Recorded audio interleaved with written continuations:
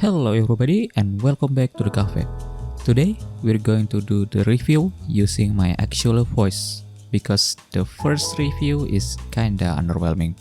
It's probably because Shadowverse in general, but hey, let's try this format and see if you guys like it. For my channel, I decided to review anything that's been officially translated into English in Reddit Discord. So basically anything with this border. If it's not, then I will skip it for now, so sadly the lowly gravedigger will have to wait. Anyway, let's get started. Vice Dead Grip. It's a 6 play point 3/3 of Heavencraft with a fanfare. Put 2 Iron Knuckle Nuns into your hand and change its cost to 0. Whenever you play Machina Follower, deal 2 damage to it and then give it +2 attack and rush. So yeah, it's basically a Machina Ektar that's actually better if you just want to clear the board. It synergies well with Limonia because it's a Machina if you manage to get her turn 4, and you can immediately play him on turn 5 and get a lot of Machina card. Heck, because the Nun also gives you repair mode, you might have hand size problems, so keep that in mind. This will be amazing if Heaven has someone that can fusion with Machina card, so we'll see what they'll give us. Of course, there's also other synergy you can try, like saving the Nun for Wolrd or maybe as another Ektar Rush, but overall, a solid card. Usable on turn 6 and amazing if you can get him on turn 5 for that extra card. Next up, we have Justine Holy Almirage. It's a 5 play point 3/5 from Heavencraft with a fusion with Natura card, and when it's fusion, restore 1 defense to your leader.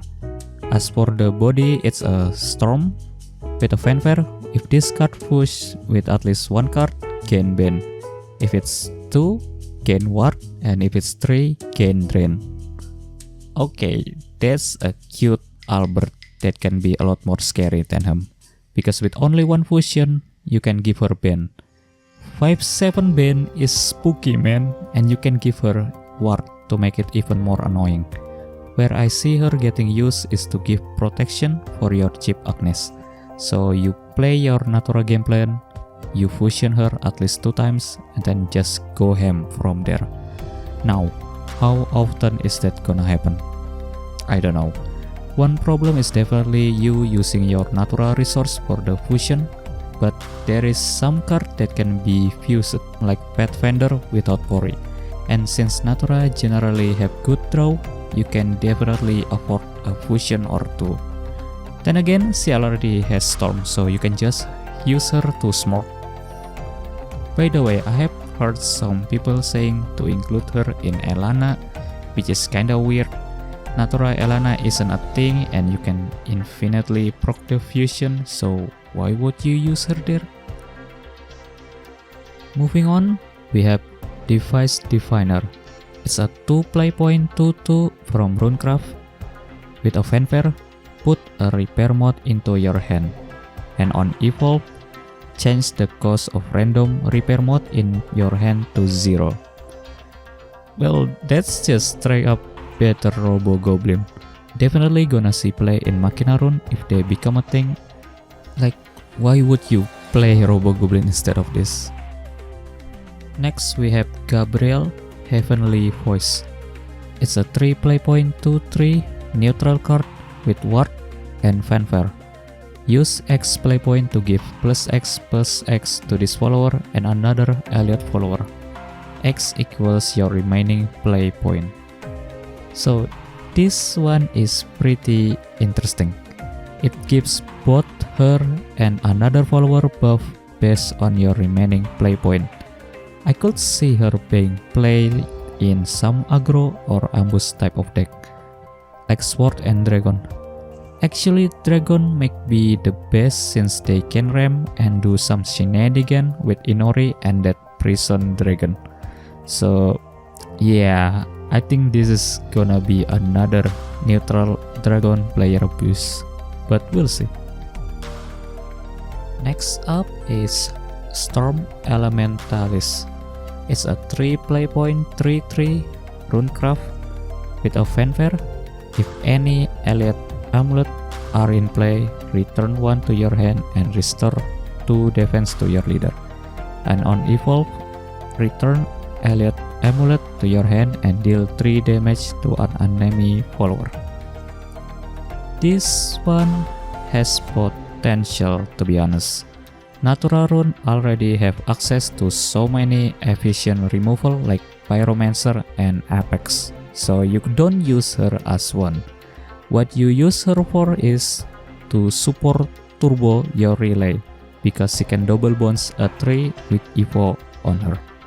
Now the question is, do you need it? The current list can invoke relay consistently on turn 7, and you could also use your Evo on the Prince instead for Carl's shenanigan. So it's pretty hard to make the case for this card. I guess since you just bounce the 3, you can mitigate the chance of you drawing relay, but hey, that's just a matter of luck, to be honest. Now this one is scary. Damian, Drillarm Brawler. It's a 6 play point 4/5 Machina Forest Craft with a fanfare. If another Machina card was played this turn, gain Storm. And it also has Strike, deal X damage to all enemy. X equals the number of elite Machina follower in play. Speaking of good card, if this card doesn't make Machina Forest at least tier 2, then I don't know what will.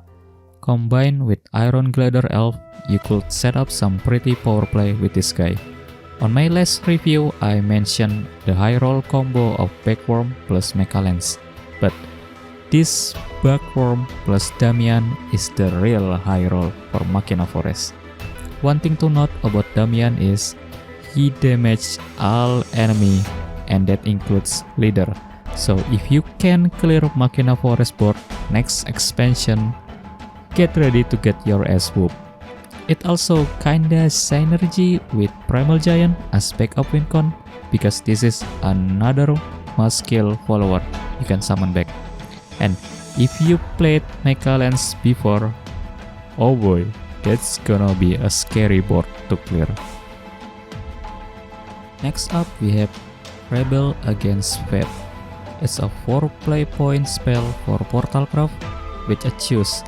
Use play point equal to discard cost and play this as Yuan's Fury or Belpomet Crackdown.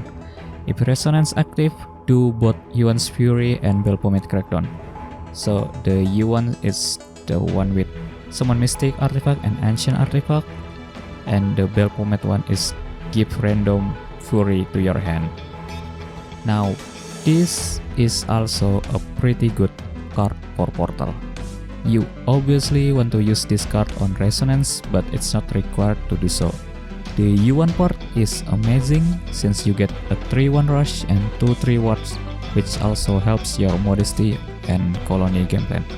The Belpomet part depends on what Furies you get, but if you're not happy, then just let Belpomet eat it or something.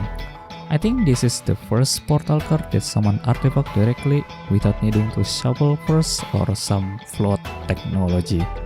Somehow, they managed to support both Machina and that variety artifact, and it's giving me hope.